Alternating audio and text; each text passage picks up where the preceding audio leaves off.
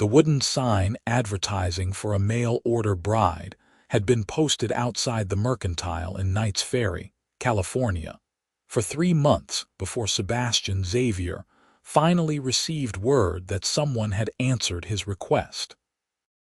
It was the spring of 1878, and the mountain man had grown tired of the loneliness that came with living in his cabin high up in the Sierra Nevada foothills, tired of cooking his own meals and mending his own clothes with clumsy fingers better suited to swinging an axe or skinning a deer. At 32 years old, with shoulders broad as an ox yoke and arms thick with muscle from years of hard labor, Sebastian had expected his advertisement would attract plenty of young women eager for the security a strong provider could offer. The letter from the matrimonial agency had been brief and formal, stating that his bride would arrive on the Wednesday afternoon stage. Sebastian had spent the entire morning bathing in the creek near his property, scrubbing himself raw with lye soap and trimming his dark brown hair that hung past his collar. He had even attempted to tame his thick beard, though he had given up after nearly cutting himself twice with the dull razor. Standing outside the stage office in his cleanest shirt, leather vest, and denim trousers, he felt more nervous than he had facing down a grizzly bear 2 winters back. The stage rolled in right on schedule, its wheels kicking up clouds of dust that made Sebastian squint. The driver jumped down and began unloading luggage while Sebastian waited, his heart hammering against his ribs.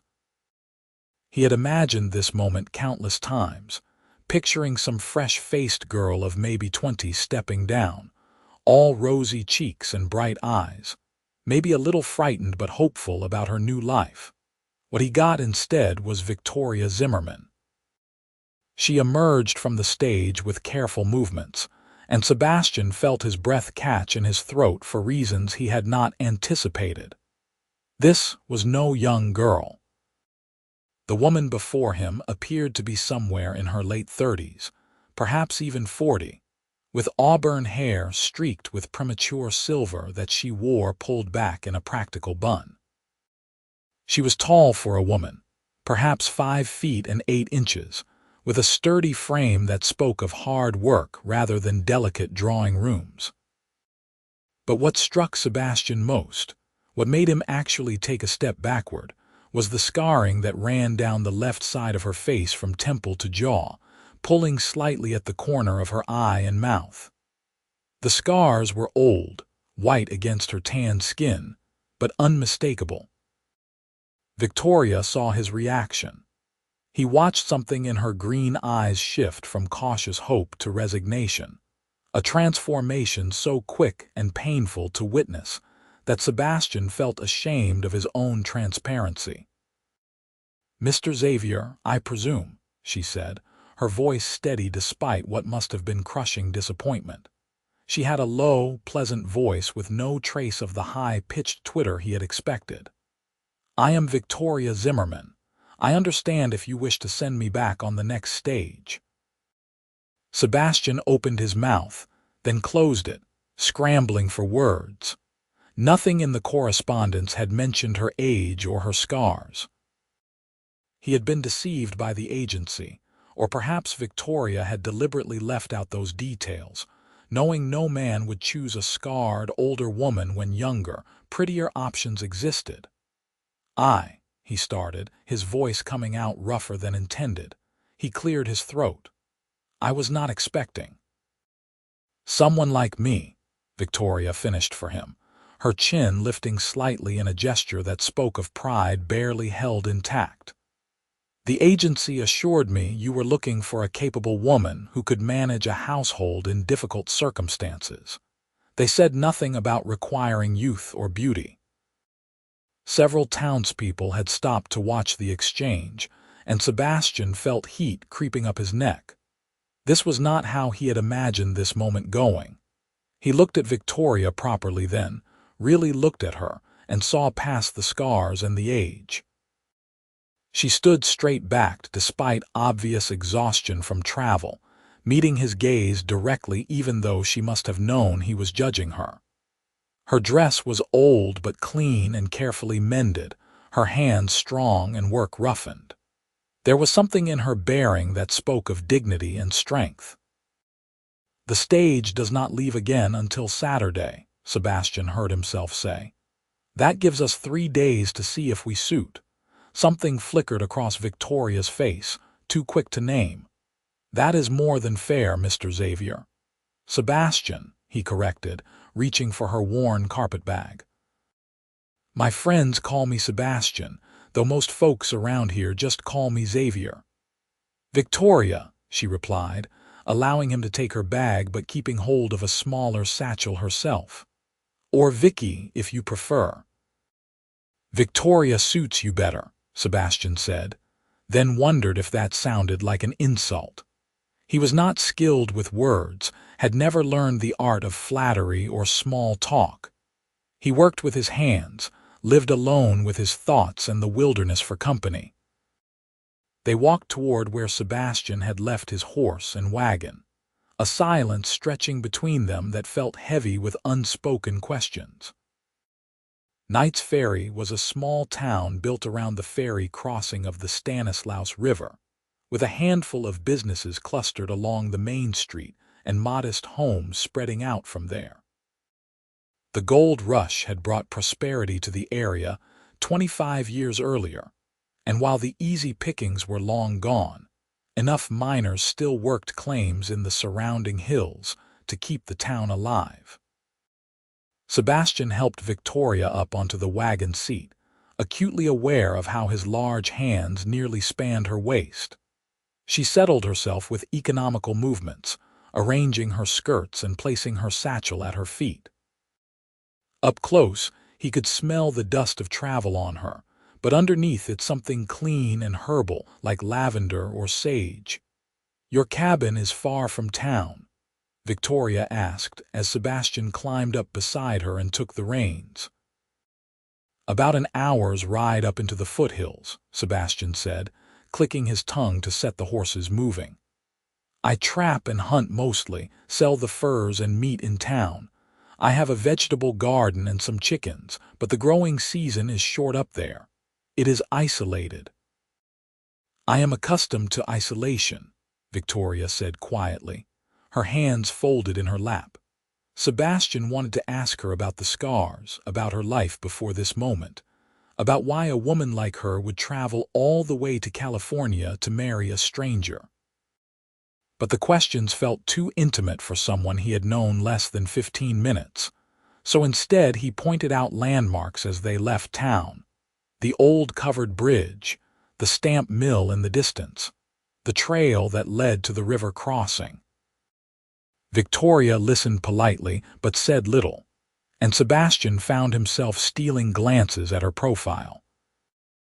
The scarring made it difficult to read her expressions, pulling her face slightly asymmetrical, but he thought he detected wariness in the set of her shoulders, in the way she kept her scarred side turned slightly away from him.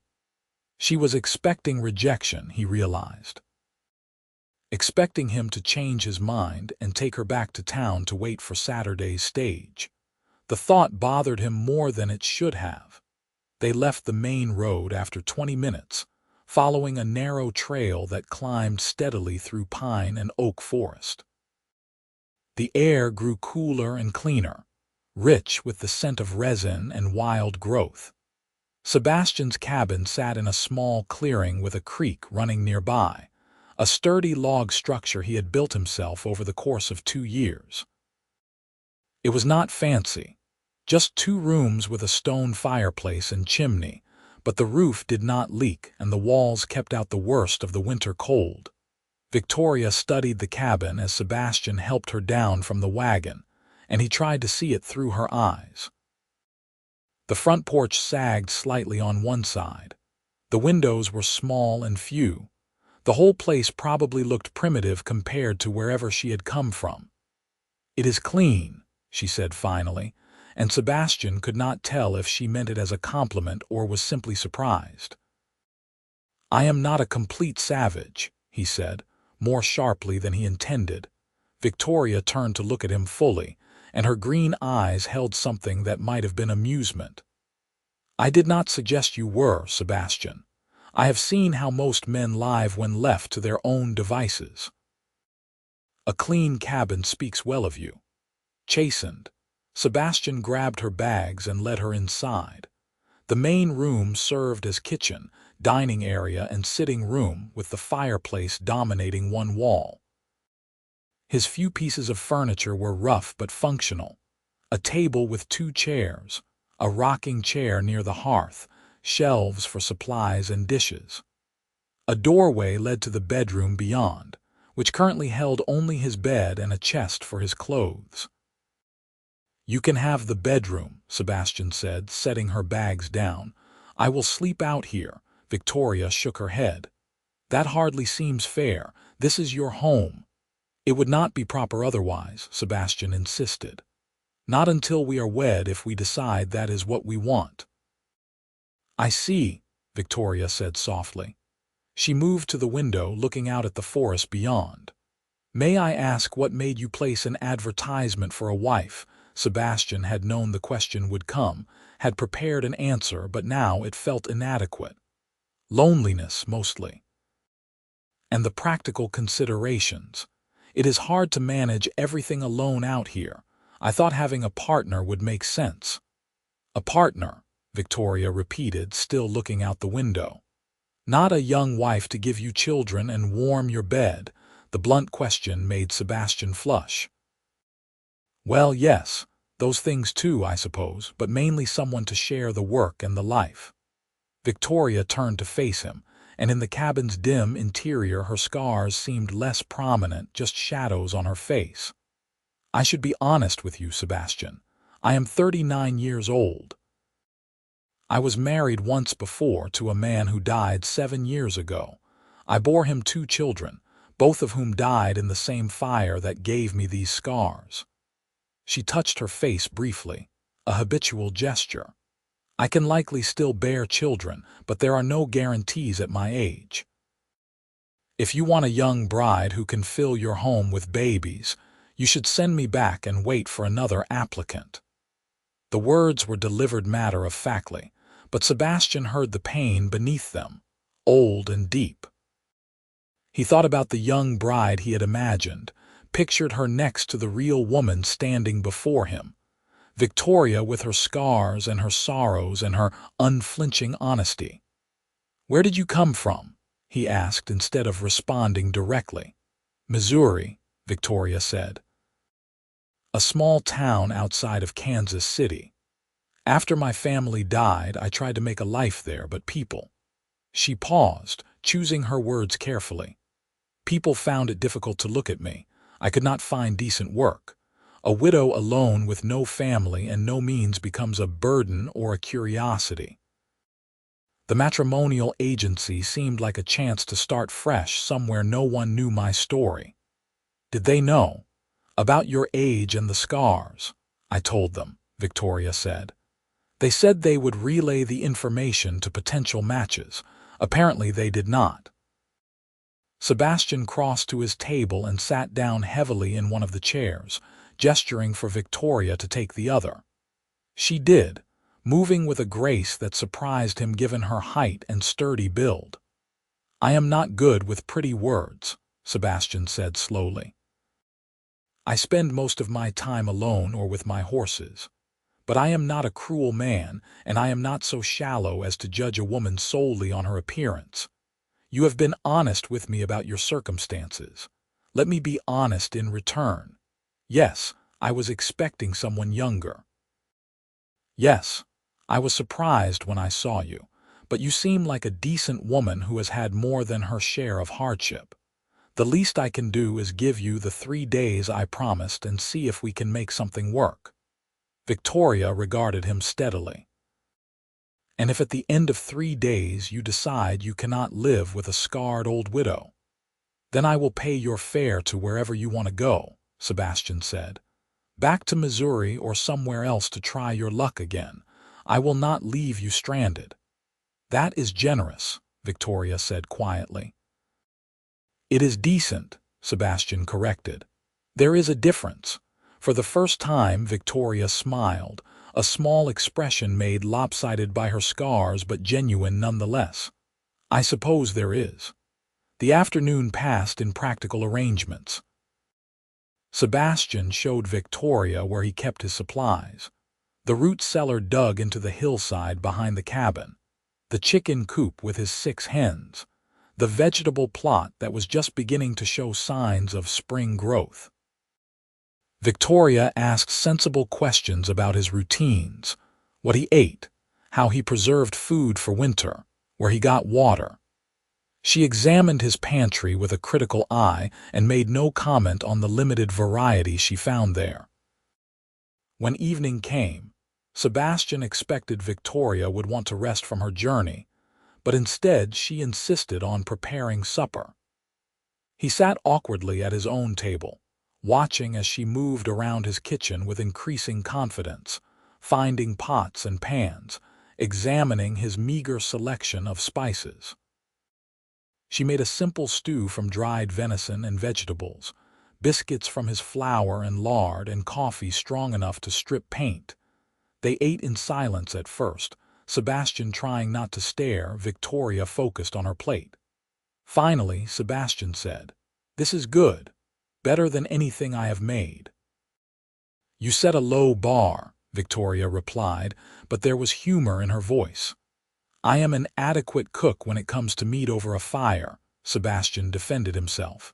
"But anything more complicated tends to end poorly." "I can teach you," Victoria offered, then seemed to catch herself. "If I stay, I mean. Even if you do not stay, I would appreciate any lessons you can give me in the next 3 days," Sebastian said. They continued eating, and gradually the conversation began to flow more naturally.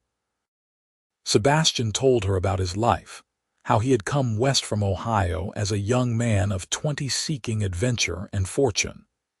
He had tried his hand at mining, but found he preferred the solitude and challenge of living off the land. He had built this cabin 5 years ago, making his living through hunting and trapping, occasionally taking jobs in town when he needed extra money. Victoria told him about Missouri, about the farm she had lived on with her husband, a farmer named Robert Zimmerman. She spoke matter-of-factly about the fire that had started in the barn one dry August night, spreading to the house before anyone could stop it. Her husband had gone back in for their children, 10-year-old Martin and 8-year-old Sarah. None of them had come back out. Victoria had tried to follow and been pulled back by neighbors, suffering the burns that left her scarred. "I do not remember much of that night," Victoria said, staring into her coffee cup. "They say I fought like a wild animal trying to get back into the house. I woke up 3 days later with these scars and no family." Sebastian did not know what to say to that, could not imagine the depth of that loss. His own loneliness seemed trivial by comparison. "I am sorry," he said finally, inadequately. "It was a long time ago," Victoria said, but her voice had gone hollow. They cleaned up in silence, Victoria washing dishes while Sebastian dried and put them away. The domesticity of it felt strange to Sebastian, having another person in his space, but not entirely unpleasant. Victoria was not chattering or demanding attention, just quietly competent and present. As darkness fell, Sebastian lit the oil lamps and built up the fire against the mountain chill. He brought Victoria's bags into the bedroom and changed the sheets on the bed, suddenly self-conscious about whether they were clean enough. He gave her one of his shirts to sleep in, apologizing for not having proper night clothes for a woman. "This is fine," Victoria assured him, accepting the shirt. She looked tired now, the long journey and emotional strain finally showing in the lines around her eyes. "Thank you for your kindness today, Sebastian. I know I was not what you expected." "No," Sebastian agreed. "But that does not mean you are a disappointment." Something in Victoria's expression softened. "Good night, Sebastian." "Good night, Victoria."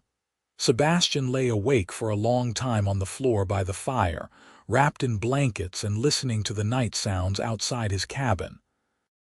He thought about the young bride he had imagined, tried to resurrect that fantasy, but it kept being replaced by the reality of Victoria.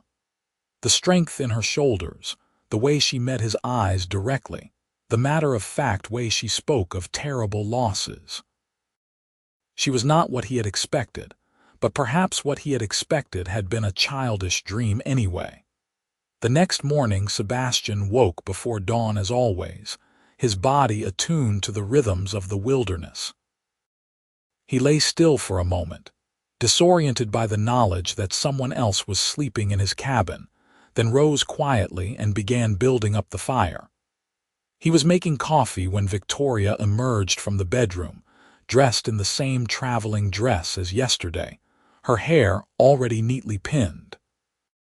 "You are up early," Sebastian observed. "Farm habits die hard," Victoria replied. "I have always risen with the sun." They had coffee and leftover biscuits for breakfast.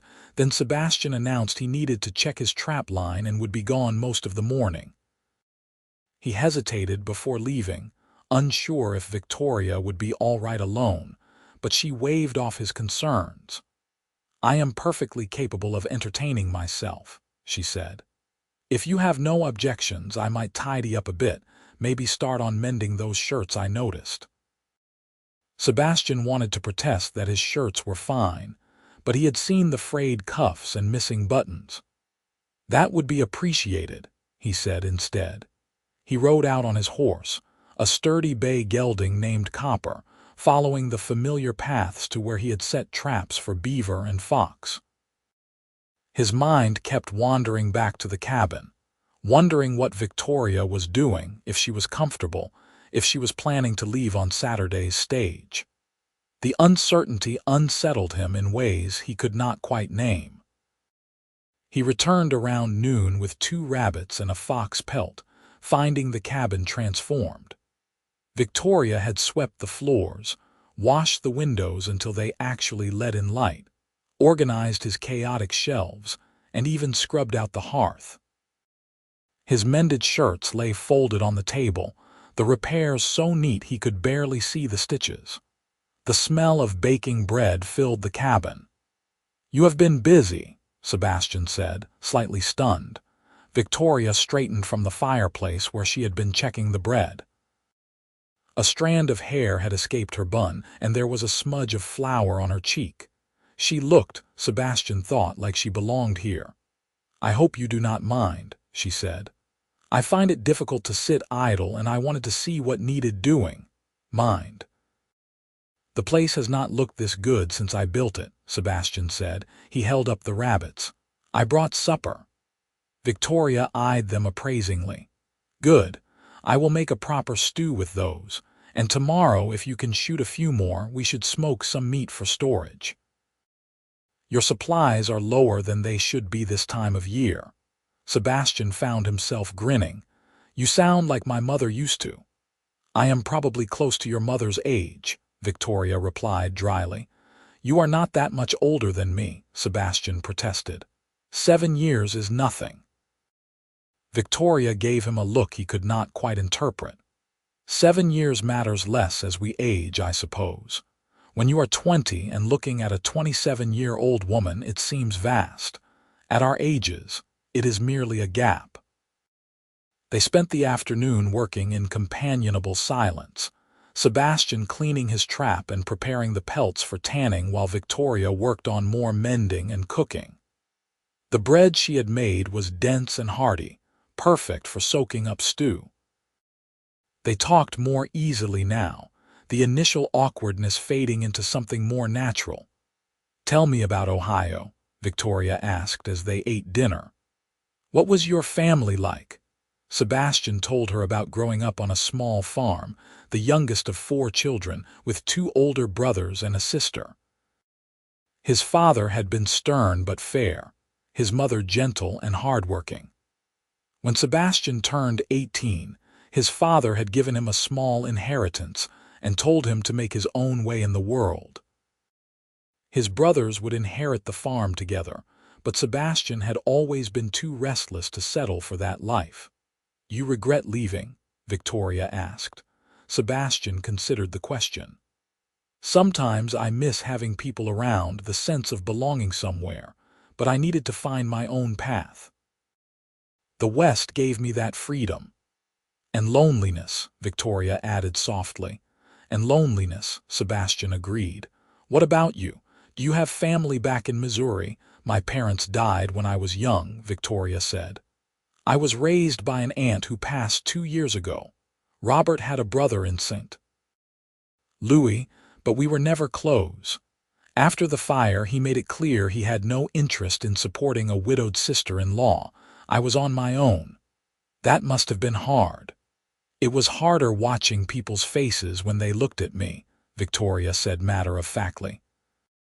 "The pity, or worse, the revulsion. Children would cry when they saw me. Mothers would pull them away. I learned to keep my scarred side turned away in public, to wear a bonnet even indoors to hide it, but you cannot hide forever." Sebastian felt a surge of anger on her behalf, though he had no right to it. "People can be cruel. People can be human," Victoria corrected. "We are taught to value beauty, especially in women. I no longer meet that standard. It is not personal, merely practical."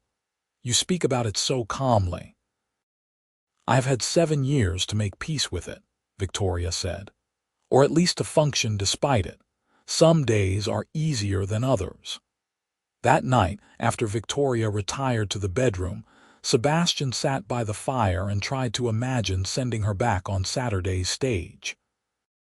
The cabin would be clean and organized, the repairs she had made would remain, but the presence of her would be gone. The thought bothered him more than it should after only 2 days.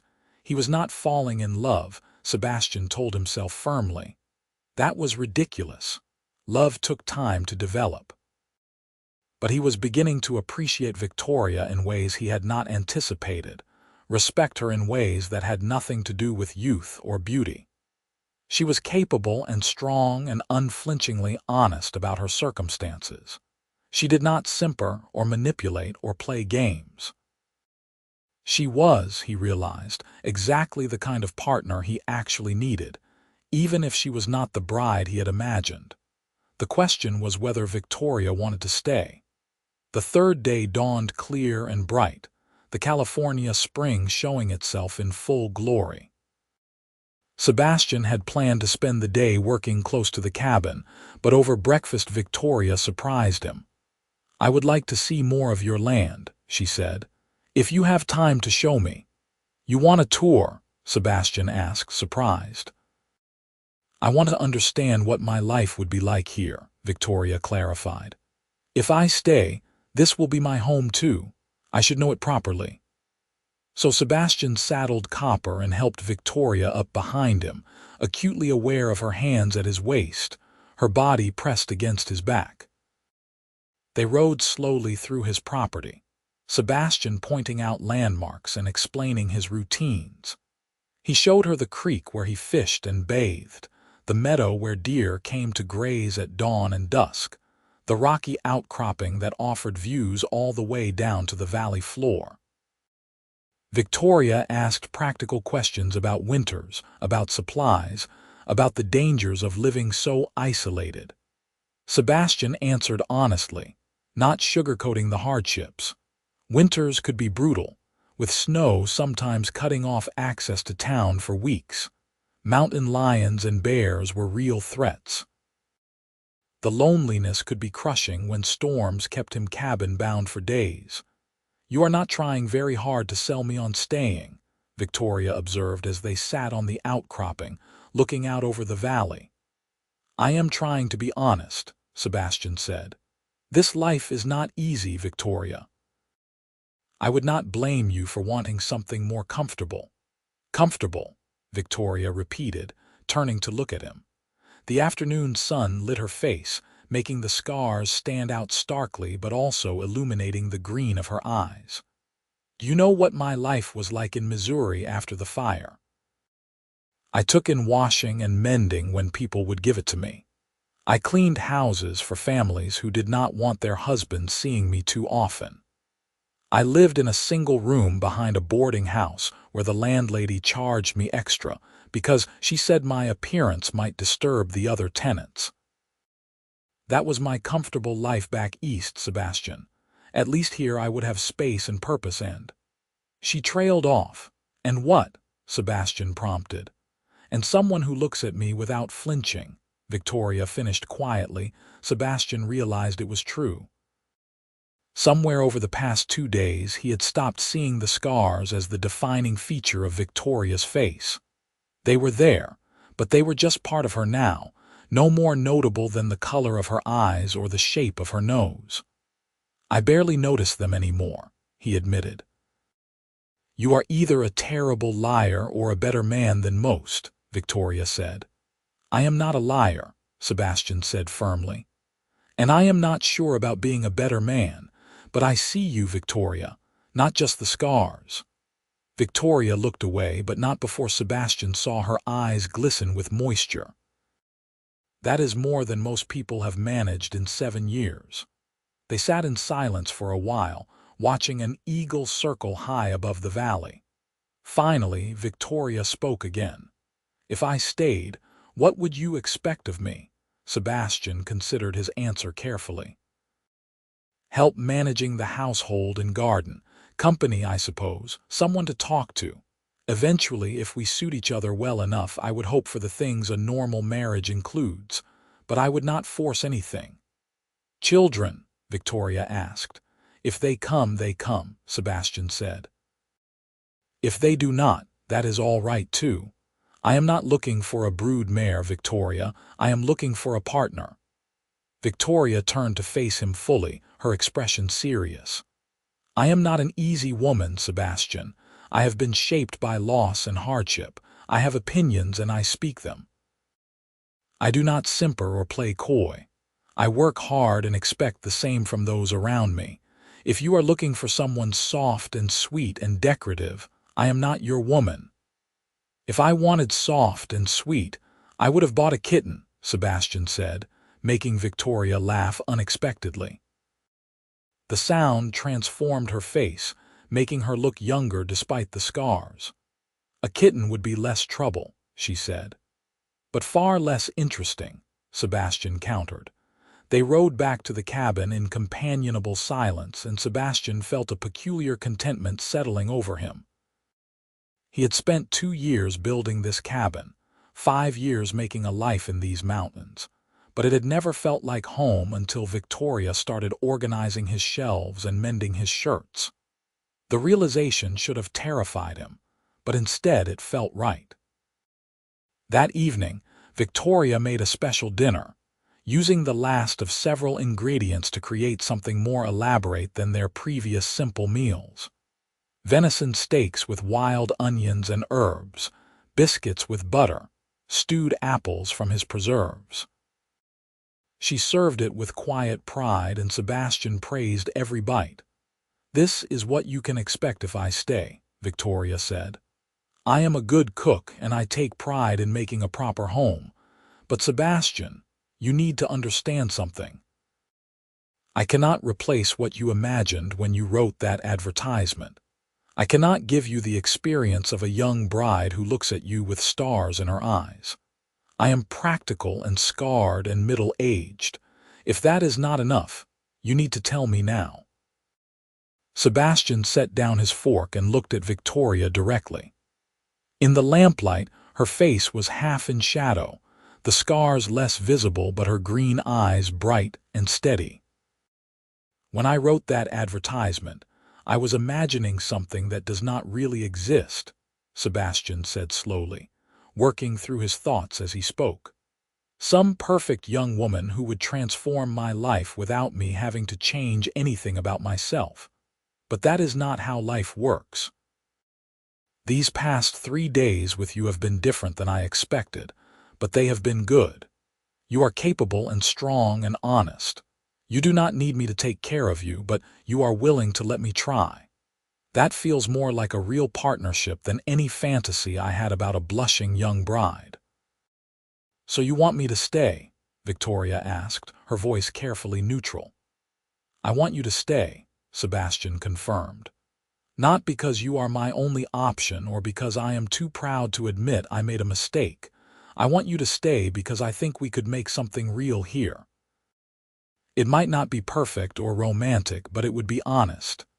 Victoria was quiet for a long moment, her hands folded on the table. When she finally spoke, her voice was thick with emotion. I came here expecting rejection, she said. The agency warned me that most men would not accept an older, scarred woman. I prepared myself to stay 3 days and then move on to the next town, the next possibility. I did not let myself hope that someone might actually want me to stay. But you have been kinder to me in 3 days than most people were in 7 years back in Missouri. You look at me like I am a person, not a tragedy or a curiosity. So yes, Sebastian, I will stay. I will marry you and make a home here and do my best to be the partner you need. Sebastian felt something tight in his chest loosen. He reached across the table and took Victoria's hand, her skin rough with work and warm against his palm. We will ride to town tomorrow and speak with the preacher, he said. Unless you want a big wedding with witnesses. God, no, Victoria said with feeling. A simple ceremony is perfect. I do not need an audience. They were married 2 days later in the small church in Knight's Ferry, with the preacher's wife and the general store owner serving as witnesses. Victoria wore a simple dress she had brought in her carpet bag, dark green cotton that brought out her eyes. Sebastian wore his best shirt and trousers, his hair slicked back with water that dried wild again by the time they said their vows. The ceremony was brief and practical, no flowers or music or elaborate promises.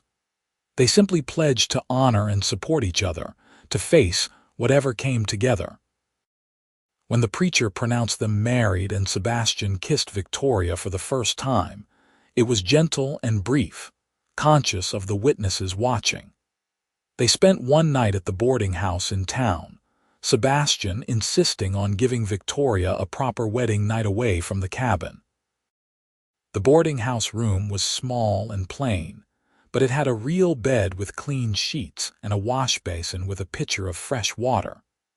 Sebastian left Victoria alone to prepare herself while he made arrangements with the livery for an early morning departure. When he returned to the room, Victoria was sitting on the edge of the bed in her nightgown, her hair down for the first time since he had met her. It fell past her shoulders in waves of auburn and silver, and Sebastian was struck by how lovely she looked despite the scars. No, he realized, not despite them, with them. Everything about Victoria, including her scars, made her who she was. You are staring, Victoria said, but there was no accusation in her tone. I am appreciating, Sebastian corrected, closing the door behind him. You are beautiful, Victoria. You do not have to say that. I do not say things I do not mean, Sebastian said firmly. He crossed to where she sat and knelt down so they were at eye level. You are beautiful to me, not in spite of your scars or your age, but because of everything you are. Strong and capable and honest and brave enough to start over with a stranger. Victoria's eyes filled with tears. I have not thought of myself as beautiful in a very long time. Then I will remind you as often as necessary, Sebastian said. Their wedding night was tentative and tender. 2 people learning each other with patience and care. Victoria had not been with a man since her husband died, and Sebastian had been alone so long he had nearly forgotten the intimacy of touch. They moved slowly, giving each other permission to be uncertain, to laugh at awkwardness, to simply be present with each other. Afterward, lying in the narrow bed with Victoria's head on his shoulder, Sebastian felt more content than he could remember being in years.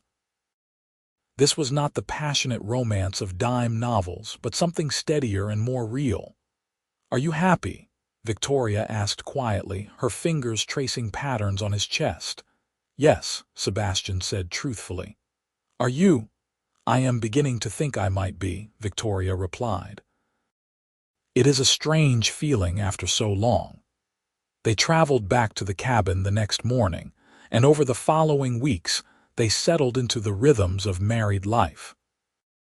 Victoria took over management of the household with efficient competence, transforming the cabin from a bachelor's rough shelter into an actual home. She planted a more extensive garden, organized the root cellar properly, even fashioned curtains from fabric she had brought with her. Sebastian found himself looking forward to returning from his trap lines and hunting trips, eager to see what Victoria had accomplished, to share a meal and conversation. She was endlessly interesting to talk to, well-read despite her limited formal education, thoughtful about the world in ways that challenged his assumptions. They debated politics and religion and the future of the Western territories, sometimes disagreeing sharply, but always respectfully. In the evenings they would sit by the fire, Victoria mending or knitting while Sebastian worked on leather repairs or whittling. Sometimes they talked, sometimes they simply enjoyed the comfortable silence of shared space. On cold nights they would retire early to the bedroom they now shared, warming each other under thick quilts. The physical intimacy between them deepened as they grew more comfortable with each other. Victoria was not shy about expressing her needs and desires, and Sebastian learned to read the signals of her body, the ways she responded to his touch. He loved the feel of her strong hands on his skin, the way she was completely present in the moment rather than performing or pretending. There was an honesty to their lovemaking that matched everything else about their relationship. Summer arrived with long days of hard work. Sebastian taught Victoria to shoot his rifle so she could defend herself when he was away checking trap lines. She proved to be a quick learner, her hands steady and her aim improving rapidly with practice. In turn, Victoria taught Sebastian more refined cooking techniques, expanding his repertoire beyond basic meat and beans. They made trips to town together every few weeks for supplies, and Sebastian watched the way Victoria handled the curious stares and whispered comments about her appearance. She kept her head high and her manner polite but distant, not inviting intimacy from the townspeople, but not cowering either. Some people were openly rude, others overly effusive in their pity, but Victoria navigated it all with practiced grace. "Does it bother you?" Sebastian asked one day as they rode back from town. "The way people react." "Less than it used to," Victoria said. "Having you beside me helps. People see me differently when I am not alone, I think. They see a married woman with a protective husband rather than a pitiful, scarred widow." "You were never pitiful," Sebastian said firmly. "No, but I was alone," Victoria replied. "That made all the difference." As summer turned to fall, Victoria began showing signs of pregnancy. She said nothing at first, but Sebastian noticed the changes, the way she tired more easily, the morning sickness she tried to hide. When he finally asked her directly, she admitted what he had already guessed. "Are you pleased?" Victoria asked anxiously. "I know we did not plan this so soon." "I am beyond pleased," Sebastian said, gathering her into his arms. "Are you?" "Terrified," Victoria admitted. "I lost my children, Sebastian. The thought of going through pregnancy and birth again, of having another child to love and potentially lose, it frightens me more than I can say." "I cannot promise nothing bad will happen," Sebastian said honestly. "But I can promise I will do everything in my power to keep you and the baby safe. And whatever happens, we will face it together." Victoria clung to him, her body shaking with silent sobs. "I want this baby so much, but I am so afraid." "Fear is natural," Sebastian said, stroking her hair. "You have reason to be afraid, but do not let fear steal your joy. This baby is already loved, already wanted. That matters. As Victoria's pregnancy progressed, Sebastian became increasingly protective, insisting she rest more and work less. Victoria initially protested, but as her body grew heavier and more awkward, she grudgingly accepted his help with tasks she could no longer manage easily. Sebastian chopped extra firewood and stocked the root cellar more fully than ever before, preparing for a winter when Victoria would be heavily pregnant or recovering from birth. He arranged for a midwife from town, a capable older woman named Mrs.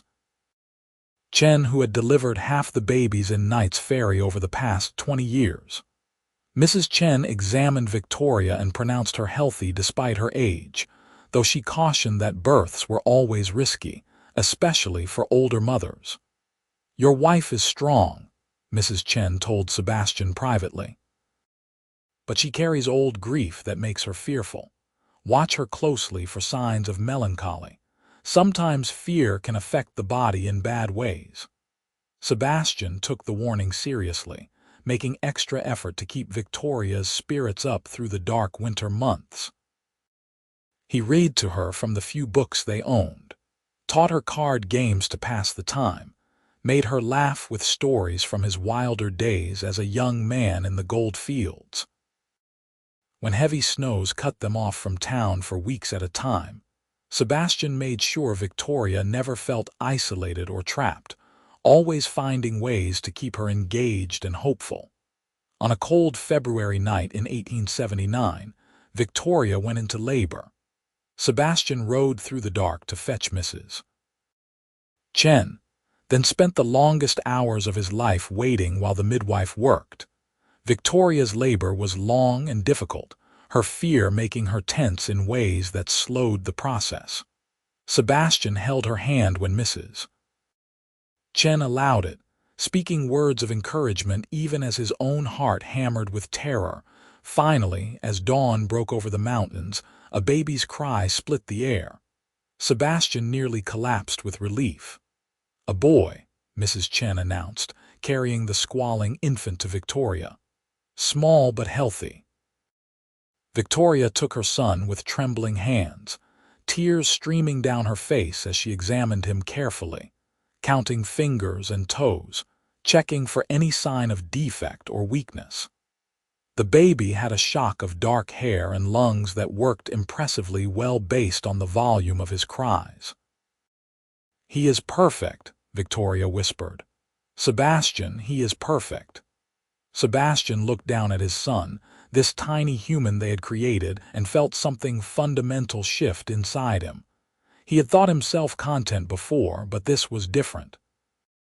This was purpose and responsibility and love so fierce it terrified him. "What should we name him?" Sebastian asked.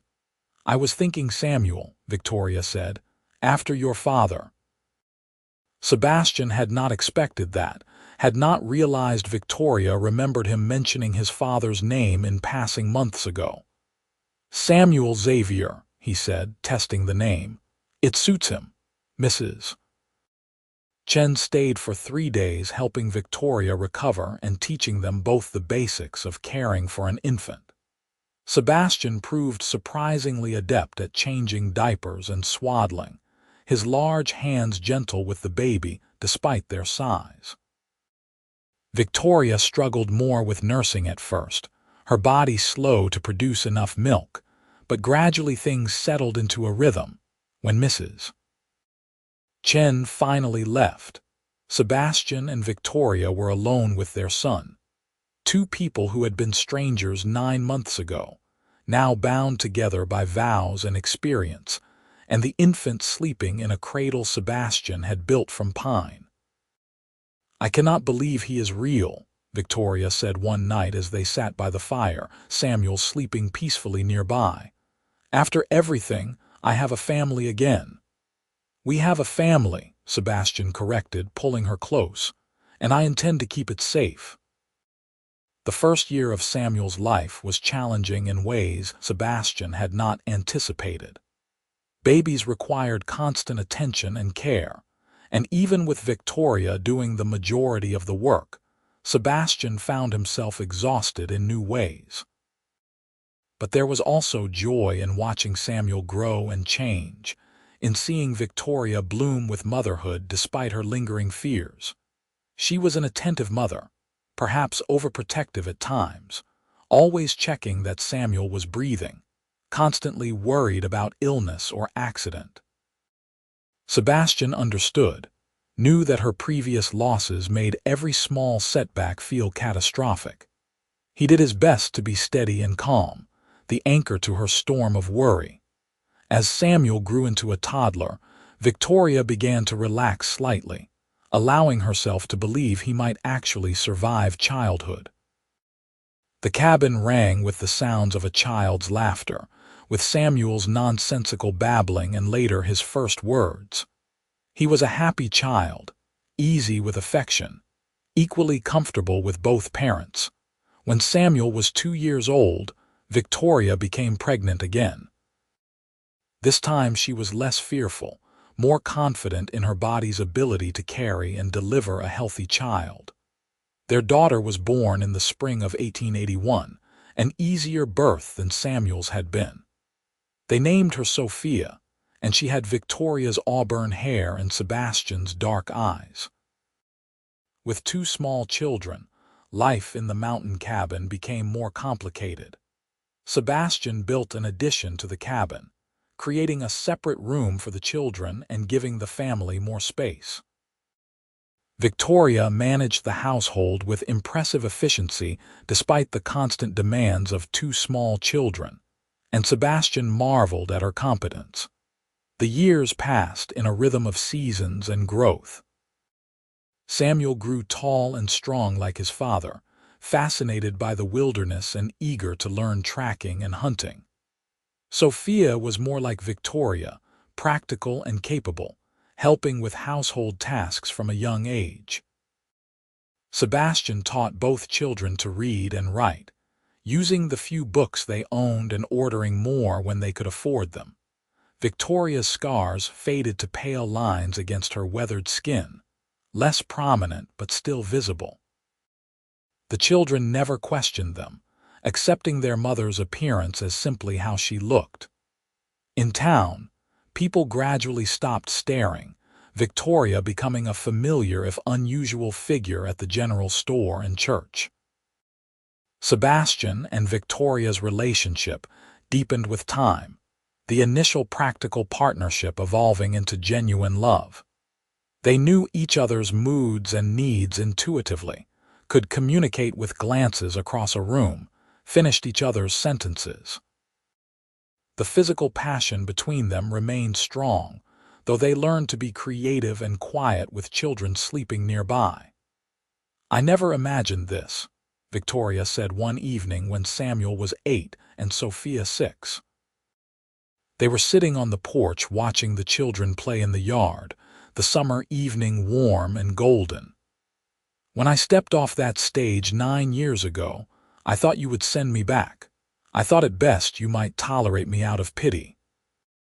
"I did not marry you out of pity," Sebastian said, taking her hand. "I know that now," Victoria said, "but I did not know it then. I had convinced myself no man could actually want someone like me, that the best I could hope for was to make myself useful enough that you would let me stay." "Do you still feel that way?" "No," Victoria said simply. "You have shown me every day for 9 years that I am wanted, valued, loved, not in spite of my scars or my age or my past, but as I am. That is a precious gift, Sebastian." "You gave me the same gift," Sebastian replied. "I was half alive before you came, just going through the motions. You made this cabin into a home, made my life into something worth living. These children, this family, I would have none of it without you." Victoria leaned against his shoulder, and they sat in comfortable silence as the sun set behind the mountains, painting the sky in shades of orange and pink. "You ever regret not getting the young bride you imagined?" Victoria asked quietly. "Not once," Sebastian said firmly.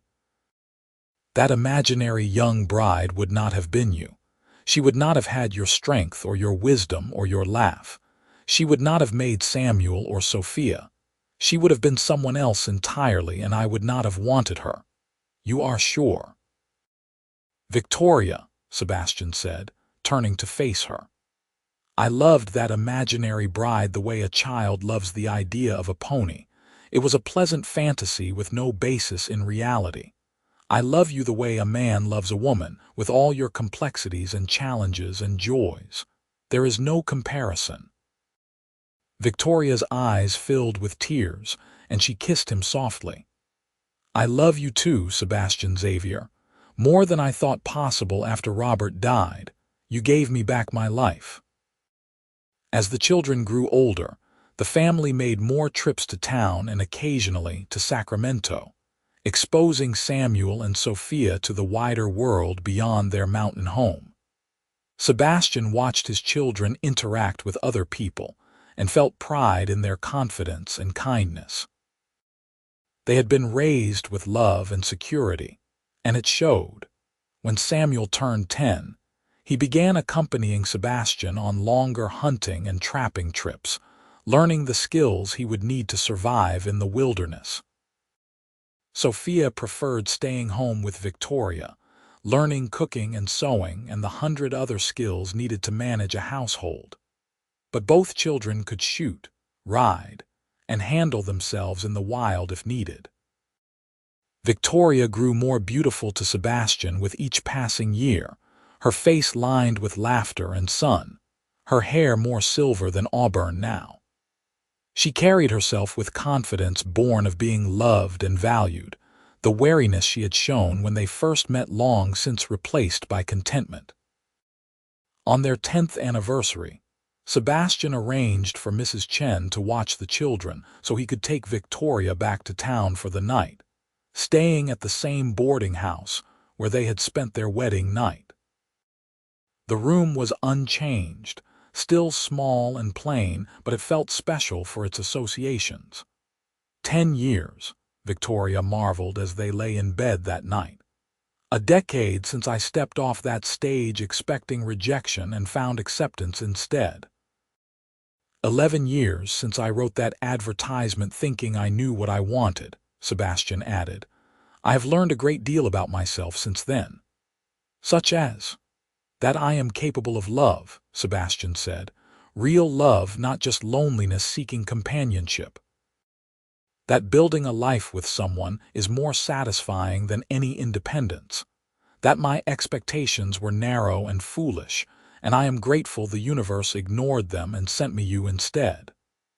The universe had help from a matrimonial agency, Victoria teased. Even so, Sebastian said, pulling her close. You were exactly what I needed, even though I did not know enough to ask for it. You still are. They made love slowly, relearning each other's bodies, taking their time in a way they rarely could at home with children nearby. Afterward, Victoria traced the scars on Sebastian's hands and arms, marks from accidents and work accumulated over years. We are both scarred now, she observed, just in different ways. Life leaves its marks, Sebastian agreed, but they tell our story. I would not erase a single one. Not even these, Victoria asked, touching her face. Especially not those, Sebastian said firmly. Those scars brought you to me. They made you who you are. I would not change them even if I could. Victoria kissed him deeply, and Sebastian felt the truth of his words settle into his bones. He had meant every syllable. The scarred widow who had shown up instead of the young bride he expected had stolen his heart so completely he could not remember ever wanting anything different. The years continued their steady march, bringing changes and challenges. Samuel grew into a young man of 18, strong and capable like his father, with his mother's thoughtful nature. He began courting a girl from town, the daughter of the blacksmith, and Sebastian recognized the serious intent behind the courtship. Sophia at 16 was beautiful in an unconventional way, tall like her mother with a direct gaze that could intimidate young men. She had inherited Victoria's practical nature and Sebastian's stubborn independence, a combination that made her formidable. She had no interest in marriage yet, declaring she wanted to see more of the world before settling down. Sebastian was 47 now, still strong but feeling the accumulated wear of hard living. Victoria was 54, her hair fully silver, her face deeply lined but still vital and energetic. They had built a good life together, raised good children, created something lasting in the wilderness. One evening, with both children in town visiting friends, Sebastian and Victoria sat on their porch watching the sunset, a ritual they had maintained for over 15 years. "Do you remember your expectations when you posted that advertisement?" Victoria asked, a familiar question but one that always led to good conversation. "Vaguely," Sebastian admitted. "I wanted someone young and pretty and biddable, someone who would make my life easier without challenging me." "How disappointing I must have been." "You were terrifying," Sebastian said honestly. "You were nothing I expected and everything I did not know I needed. You challenged me from the first moment, made me question my assumptions, forced me to grow up in ways I had avoided." "I am sorry for terrifying you," Victoria said with mock seriousness. "I am not," Sebastian replied. "You gave me everything I could have wanted and much I did not know existed. This family, this life, the man I have become, none of it would exist without you arriving instead of some non-existent perfect young bride." "She would have been perfect, I am sure," Victoria teased. "She would have been boring," Sebastian countered. "And she would not have been you, which means she would have been all wrong." Victoria settled against his shoulder, and they watched the last light fade from the sky. "I was so afraid that day I arrived," she admitted. "Afraid you would send me back, afraid I would have to keep searching for somewhere I belonged. I could not have imagined that I would find this, a true home and a love deeper than I had with Robert, God rest him. A second chance I never expected." "I am glad you took the risk," Sebastian said, kissing the top of her head. "I am glad you stepped off that stage despite your fear. I am glad you gave me a chance to see past my own foolishness."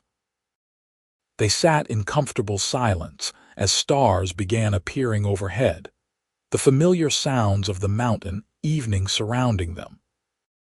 Inside the cabin, decades of shared life were recorded in worn furniture and family photographs, in Samuel's first drawing still tacked to a beam, in Sophia's samplers hanging on the walls.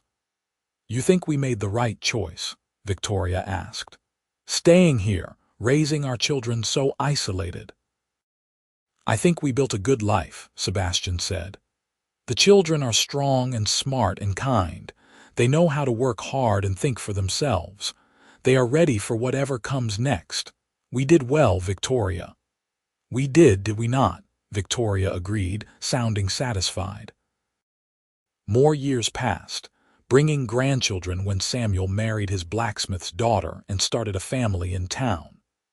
Sophia eventually met a traveling photographer and surprised everyone by falling hard for him, marrying and moving to San Francisco. Sebastian and Victoria became grandparents 3 times over, making trips to town to dote on Samuel's children and longer journeys to the city to visit Sophia's growing family. They sold the mountain cabin when Sebastian turned 60, his body finally unable to maintain the demanding lifestyle. They bought a small house in Knight's Ferry, close to Samuel and his family, and settled into a quieter life. Sebastian did odd jobs around town, using his skills with leather and wood to supplement their savings. Victoria took in sewing and cooking for special occasions, her skill with food legendary after decades of making do with limited resources. They attended church on Sundays, where Victoria finally felt completely accepted by the community. The younger people in town had never known her as anything other than Mrs. Xavier, Sebastian's wife, Samuel and Sophia's mother. The stares and whispers were long past, on their 30th anniversary, surrounded by children and grandchildren. Sebastian raised a glass of wine and offered a toast. 30 years ago, I married a woman I had known for less than a week, he said. She was not who I expected or what I thought I wanted. She was older, scarred, carrying sorrows I could barely imagine. I almost sent her away, almost let my foolish expectations cost me everything that mattered. But somehow, in a moment of grace I did not deserve, I decided to give her a chance. It was the best decision I ever made. He turned to Victoria, who sat beside him with tears streaming down her wrinkled, scarred face. You gave me a life, Victoria. A real life, full of love and meaning and purpose. You gave me children and grandchildren, a legacy I never imagined possible. But more than that, you gave me yourself, every single day for 30 years. You showed me what partnership truly means, what love looks like when it grows from respect and honesty rather than fantasy. I love you more today than the day I married you, and I will love you more tomorrow than today. Victoria stood and kissed him to the applause and cheers of their family. You gave me back myself, she said quietly. Her words meant only for Sebastian. When I stepped off that stage, I was half a person, hollowed out by loss and rejection. You saw me whole when I could not see it myself. You loved me into completeness. Everything good in my life, these 30 years, has grown from that single moment when you chose to see past your expectations and look at who I actually was. I will love you until my last breath and beyond. They kissed again. 30 years of partnership and passion and parenthood contained in that simple gesture. Around them, their family celebrated, the children and grandchildren proof of what could grow from an unexpected beginning. Sebastian held Victoria close and thought about the advertisement he had posted so many years ago, the young bride he had imagined who never existed. He felt nothing but gratitude that the universe had ignored his request and sent him Victoria instead. The scarred widow who stole his heart had given him everything, absolutely everything, and he would spend whatever years remained showing her how grateful he was for that first moment of grace when he had chosen to look past his expectations and see the woman who stood before him. That night, back in their small house in Knight's Ferry, Sebastian and Victoria lay in their bed and talked quietly about the past and the future. I cannot believe we have been married 30 years, Victoria said. It feels like both yesterday and forever ago. I know what you mean, Sebastian agreed. When I think of my life before you, it seems dim and distant, like it happened to someone else. My real life started the day you arrived. Your real life started when you chose to see me, Victoria corrected gently. That took courage, Sebastian. More than you probably realize. It would have been so easy to send me back, to wait for the bride you imagined, but you looked past your expectations and gave us both a chance. I was terrified, Sebastian admitted. Even after I asked you to stay, I spent weeks worried I had made a terrible mistake, that we were too different, that it would never work. But every day you surprised me. Every day I learned something new about you that made me grateful you stayed. When did you know you loved me? Victoria asked, a question she had never posed before. Sebastian thought carefully. I do not think there was a single moment. It grew gradually, like dawn breaking over the mountains. But I remember one morning, maybe 2 months after we married. I woke up and saw you standing at the window brushing your hair, silhouetted against the sunrise. You were humming some tune I did not recognize, and you looked so at peace, so at home. And I realized I could not imagine my life without you in it. That felt like love, or at least the beginning of it. I knew earlier, Victoria confessed. That first night in the cabin after we were married, you knelt beside the bed and told me I was beautiful. No one had called me beautiful since before the fire. In that moment, I knew you were someone special, someone capable of seeing past surfaces to what lay beneath. I did not love you yet, but I knew I could. I knew I wanted to. And do you? Sebastian asked, teasing. Love me, I mean, more than words can express, Victoria said seriously. You gave me back my life, Sebastian. You gave me joy and purpose and a family when I thought I would live and die alone and pitied. You have been my partner and my lover and my best friend for 30 years. If I could go back to that day I stepped off the stage and do it all again, I would not change a single moment. Not even the hard parts. Especially not the hard parts, Victoria said firmly. The hard parts taught us how to be strong together. They showed us what our love could withstand. Every challenge we faced together, and that made us closer. Sebastian pulled her into his arms, this woman who had transformed his life in ways he could never have imagined. Her body was older now, softened and changed by time and children, but she felt perfect against him, fitting into all his edges and hollows like she had been designed for exactly this purpose. I love you, Victoria Xavier, he said into her silver hair. I will love you until my heart stops beating, and if there is anything after, I will love you there too. I love you, Sebastian Xavier, Victoria replied. Thank you for seeing me when I needed to be seen. Thank you for choosing me when I was certain no one would. Thank you for this life. They fell asleep wrapped around each other, 30 years of love and partnership sustaining them, and Sebastian's last thought before sleep claimed him was one of profound gratitude. He had been given an unexpected gift 30 years ago when Victoria stepped off that stage, scarred and older and nothing like what he had imagined.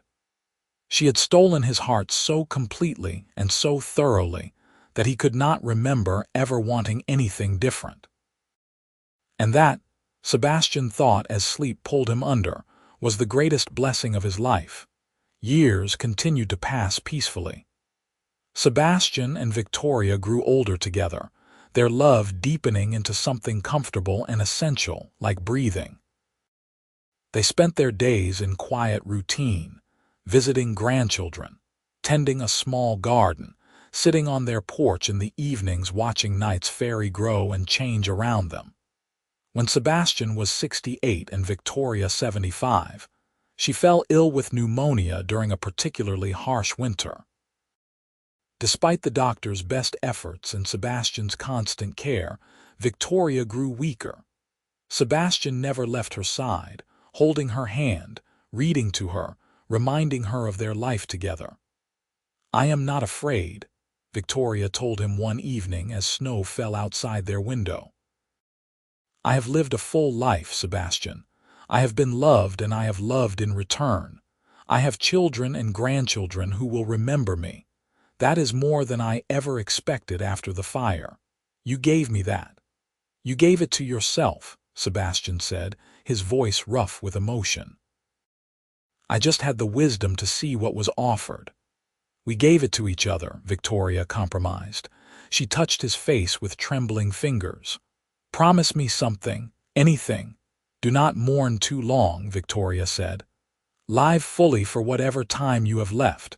Remember me with joy, not sorrow. Our life together was too good to end in darkness.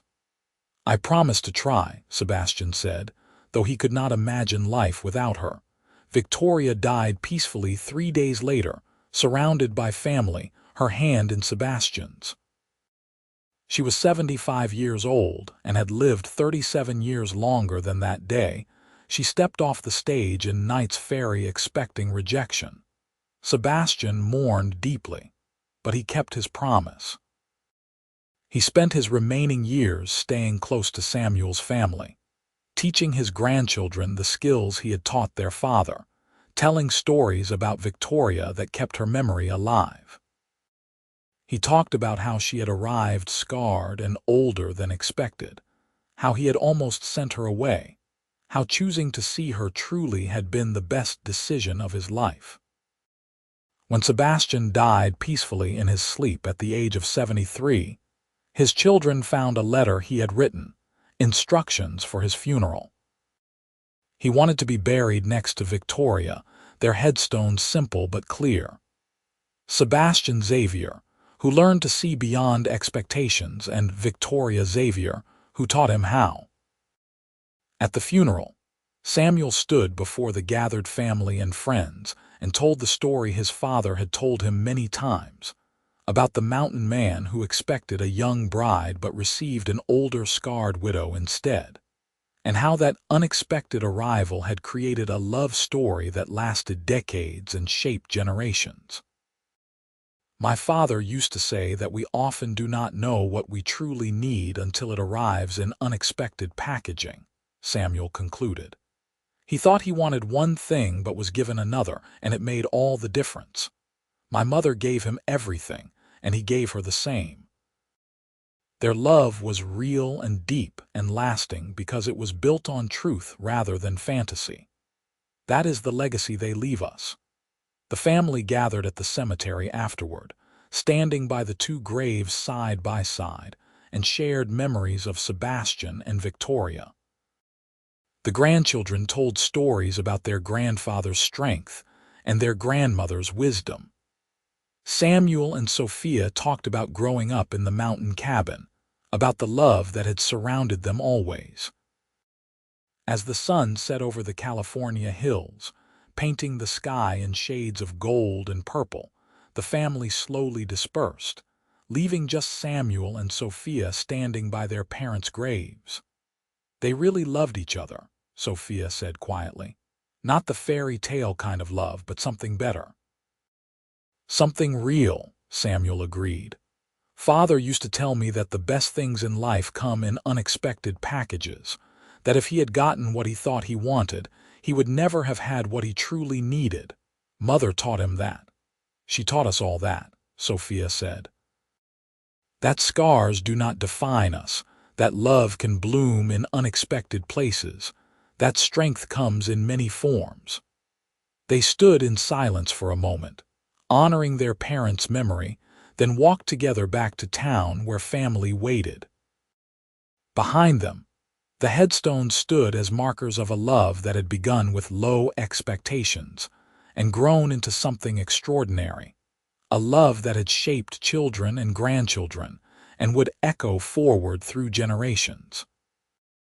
The mountain man who had expected a young bride had instead found his soulmate in an older, scarred widow, and that unexpected beginning had created a legacy of love that would outlast them both.